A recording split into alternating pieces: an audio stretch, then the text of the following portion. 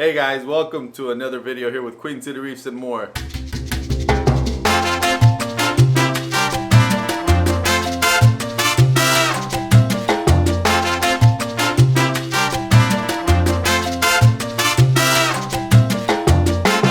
So, I'm trying out these new picture profiles on the camera, seeing what ends up suiting best for me. But as promised, this is part 2 of the 3-part series of all about the Mega Matrix. On the last one, if you missed it, we discussed the fish that I had in this tank so far. Of course, in the future, we'll have different discussions of what I plan on adding to this tank. But for now, we discussed what I have about the corals, which ones I have. I just want to give you a heads up. 75% of them are no names. I don't know them. But they're still very, very nice looking corals. The third part of this series is going to be about the equipment that I use. Lights, pumps, skimmer, sump, and all that, and we'll go into those details. And I might add a part 4 if you are interested. Leave that in the comments below. That part 4 would be so far where I'm at, what I've learned, what I've done different, from the first time that I set it up, what I feel that my success is at this time, and definitely we'll have that discussion. So let me know in the comments below if you would like to see a part 4, or if you have any specific questions that I could add to a part 4. I definitely would want to discuss that with y'all. So let me touch base on what's going on here right now, right? So right now I have a total of about 65 frags. Initially, when you think of a huge tank, you're thinking, man, I can put in a limited amount of corals, and very fast, very quick, I came to find out I could not.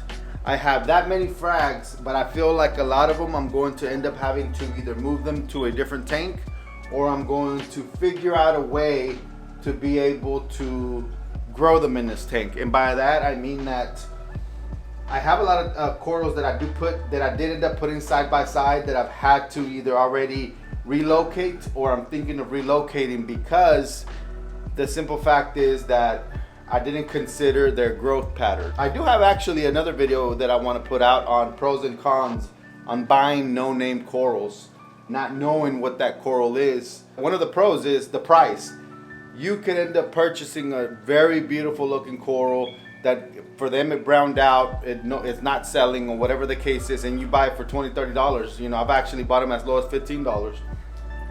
The negative is you don't know the con, and I'm going to talk about one of those here, of what the con to that was, and not knowing what coral it was, and so on and so forth. So I have had this tank running for over a year and a half now. I've gone through the ugly stages. I've gone through hair algae, brown algae all over the rocks. I can tell you that for me, what worked the best was a cleanup crew. Turbo snails, Nacerius snails, all those snails that eat algae, and even an urchin, is what literally helped me clear up all of this. And then I started looking into what was causing it to begin with. Initially, it's not that you have too many nutrients. Initially, it's just a new tank. It's a new tank that's establishing, maturing, and therefore, you have all these issues that come up, right? The other issue that I have right now is aptasia. You will see when we do an update on the peninsula, that's another issue I'm having over there, is the aptasia that I'm getting, and I'm trying to figure out how to solve this.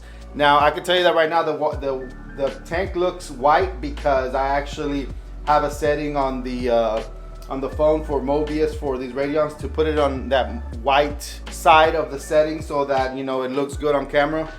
I've had this tank, like I said, running for over a year and a half now, and I think that I finally have come to a point to where I'm seeing success. I am actually seeing growth. I'm seeing what I've actually learned from a lot of y'all, either through conversations that we've had, the reef swaps, the frag swaps, the shows, through your YouTube videos. Like I watch a lot of YouTube videos, let me tell you that. I watch a lot of YouTube videos. That's what actually inspired me to make my own when I started doing this tank. I can tell you that from all the advice that I've gotten, I finally have something to show for it. But one of the main things, and I know a lot of people, there's a love-hate relationship with this product, and which is the Apex, the Trident. For me, it's worked wonders. I cannot stop talking about it because I feel that it's what's helped me keep my parameters in check. I sit here and check with the Hannah maybe once every 2 to 3 months to make sure that the Trident is still reading the parameters right. But aside from that, I don't have to do it every week or twice a week or anything like that. And when I wasn't doing that, I wasn't having a lot of success here because I was being lazy, because I was forgetting to do the testing, or whatever the excuses were. I wasn't doing it when I was supposed to. And therefore I started having issues where corals were dying. And this is, of course, is all after the whole mess with the using Ruby Reef products. So after that mess, I already had installed the Trident, and everything that was in here, most of it recouped, and then I added more, and you will see that. I'm gonna bring you close now, and we're gonna talk about each piece that I have here and where these corals are at right now. And I'm gonna talk about that one specific one. There's several examples, but that one specific one where I'm like, oh my God, I shouldn't have put it that way. I didn't know what the growth pattern, I didn't know what the coral was. But all right, I'm gonna get right behind the camera and we're gonna get into this. All right, so let's start here. Some of these look washed out on camera, and y'all have to excuse me. I will definitely get an orange filter so we can do that nice blue light, vibrant color type of video. But for now, we'll see. On this side right here is the Teenage Mutant Ninja Turtle. It's definitely has encrusted, and it has a new branch growing. I haven't seen it grown much up. Then in the back over there is another Tinius that has encrusted a lot, but I haven't seen it do much. We have another, I'm not sure what this is, to be honest, but its polyp extension is just, man, I love it. This right here, I do know what it is. It's a PC Rainbow. This guy here, I got as one stick that was maybe 3/4 of an inch, and now it's, as you can see, like it's branching out from the base, is branching out from the sides. I have that one I got the way that it was, the way that it is. I'm sure it's grown, but because I haven't sat here and taken pictures to keep track of that, I am actually going to do that right now after this video. So let's move over to the right a bit. This I talked about in one of my previous videos where I showed you that this is the one that my wife picked. It's a green Tinius. I haven't really seen it do much. I noticed that it's encrusted. It's been, oh my God, it's been maybe like 6 months or so. It hasn't really done much. It's grown a little bit. Same thing for this. This is an ASD Rainbow Millie. Hasn't done much. Now the ones that have, this is a WWC after party, and it's encrusted a lot, but it hasn't grown up. Now the one that I'm super proud of is this guy right here. If you go to one of my, you know what, let me bring you closer. If you go to one of my previous videos, you will notice how small this Walt Disney was, and look how much it's encrusted and branched out, and it's just, I would say that it's at least 10 times bigger than what it used to be. To the left of that, right over here, that is a orange passion. This here is a Cali Tort. This was, I want to say, was maybe 3/4 of the size of that when I first got it, and it's had a lot of growth as well. It's one of my biggest pieces because I got it big already as it was. This is another piece here that I'm very, very proud of because it started off as a little nub, and you can see how much it's branched out from every single side. Man, when you see this under blues, it is amazing, all the colors that it has. It looks like a plain red right there, but it actually is not. Then we have, you'll notice, this one hasn't done much either. It's encrusted a bit, but hasn't done much. This guy right here used to be one nub as well, and it's branched out, so I can see it come, you know, everybody's familiar with the red Setosa or orange Setosa. Then that's a branching Cephastria that hasn't done much. It's encrusted onto the rock a bit, but hasn't really grown out. Now here we go to where I do know some of the names. All right, so right here you will see a flaming unicorn from Cornbread Corals or something like that. We have another PC Rainbow that used to be a nub, and if you notice, I'll put you from the side over here. Look at how much growth that has had. That is a dead coral. That one, I guess, did not like that spot or just wasn't doing well. This is another Tenius.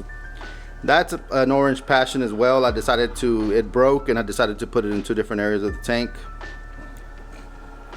This guy right here is a red planet that has encrusted all over the rock but hasn't grown out yet.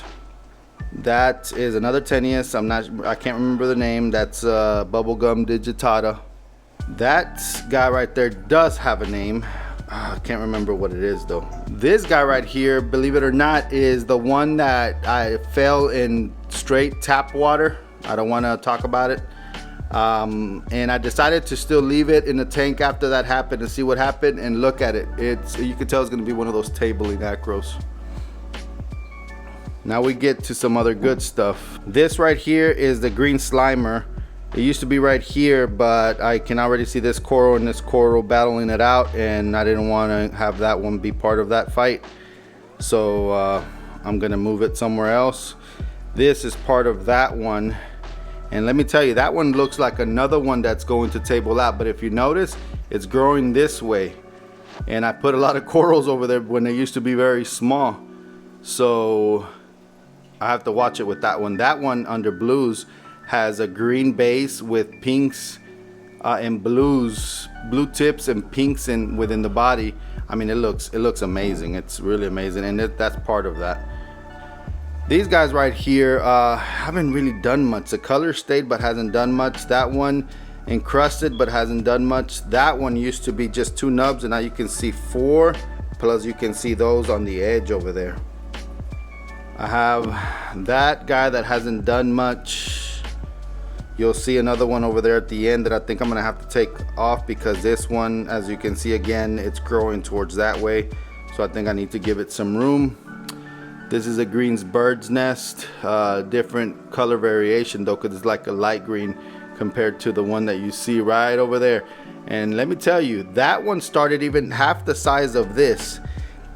And look at that growth that it's done right there in the back.